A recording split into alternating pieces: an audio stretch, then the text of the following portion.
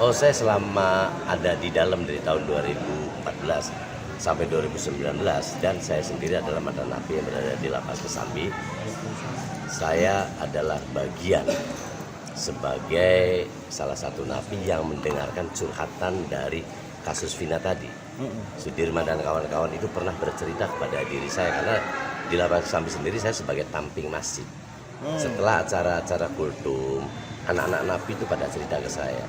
Dan kebetulan karena sesama dari Cirebon, dia bicara dia itu adalah salah satu terdakwa yang kasus Vina, pembunuhan Vina geng motor. Dia mengatakan seperti itu. Tetapi setelah saya mendengarkan curhatan-curhatan mereka mengatakan sebetulnya saya itu bukan pelakunya, Pak. Saya bukan pelaku dari kasus Vina tadi. Akan tetapi begitu proses BAP sampai dia masuk ke Polda itu dia mendapat tekanan-tekanan, bahkan mendapat kekerasan dari pihak berwajib. Itu pengakuan mereka. Dirman tidak bisa mengatakan suruh tidak, maka diarahkan untuk mengaku iya. Kemudian saya balik tanya, kenapa Man, Anda itu nggak ngomong aja di waktu persidangan? Kalau saya ngomong waktu persidangan, saya pulangnya pasti digulung lagi, kata dia. Jadi seolah-olah ini kalau saya analisa bahwa saya sudah terjadi salah tangkap. Kenapa? Dari curhatan mereka itu seperti itu. Yang kedua, tidak ada keberanian dia untuk mengatakan sebenarnya. Sementara dia itu dijadikan korban, nggak tahu korban siapa.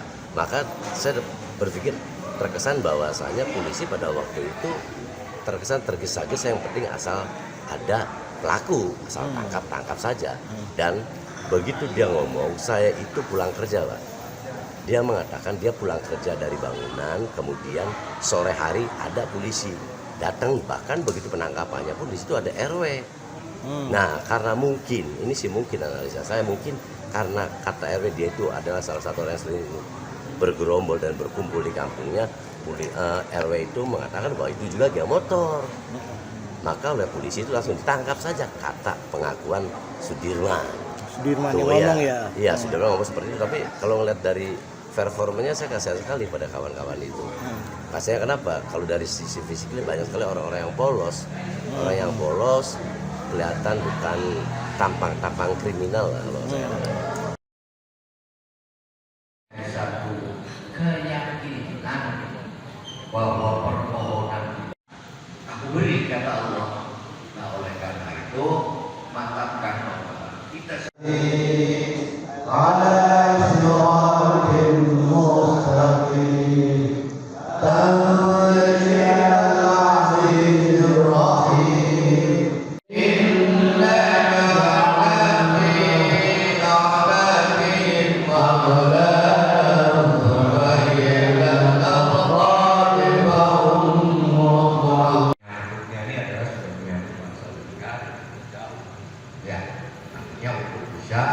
bermohon kepada Allah untuk diberikan petunjuk, diberikan jalan. Oh, inilah yang itu adalah salah.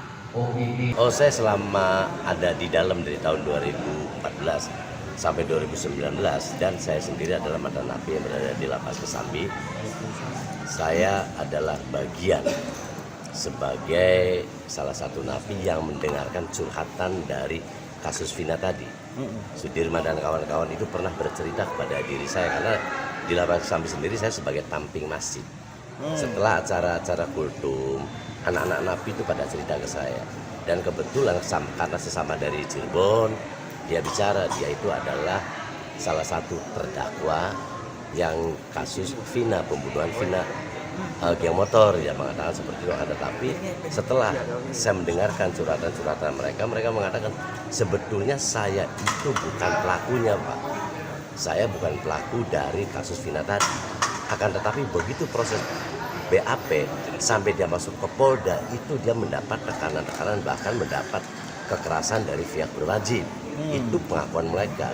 Dirman tidak bisa mengatakan suruh tidak, maka diarahkan untuk mengaku iya. Kemudian saya balik tanya, kenapa Man, Anda itu nggak ngomong aja di waktu persidangan? Kalau saya ngomong waktu persidangan, saya pulangnya pasti digulung lagi, kata dia. Jadi seolah-olah ini kalau saya analisa bahwa saya sudah terjadi salah tangkap. Kenapa? Dari curhatan mereka itu Seperti itu. Yang kedua, tidak ada keberanian dia untuk mengatakan sebenarnya. Sementara dia itu dijadikan korban, nggak tahu korban siapa. Maka saya berpikir terkesan bahwasanya polisi pada waktu itu terkesan tergesa-gesa, yang penting asal ada pelaku, asal tangkap saja. Dan begitu dia ngomong, saya itu pulang kerja, Pak.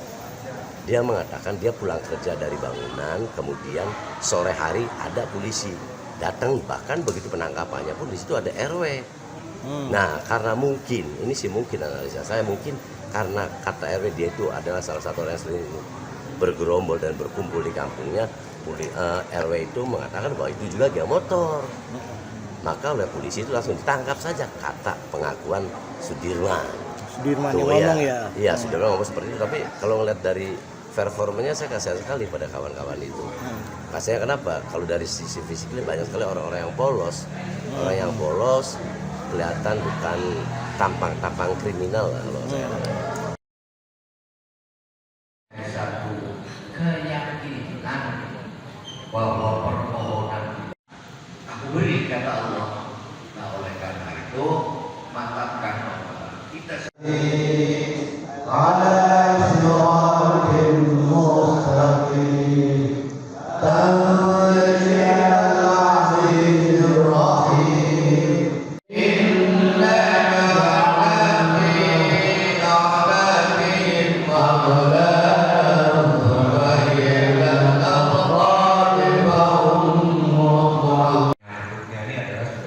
masalah negara jauh.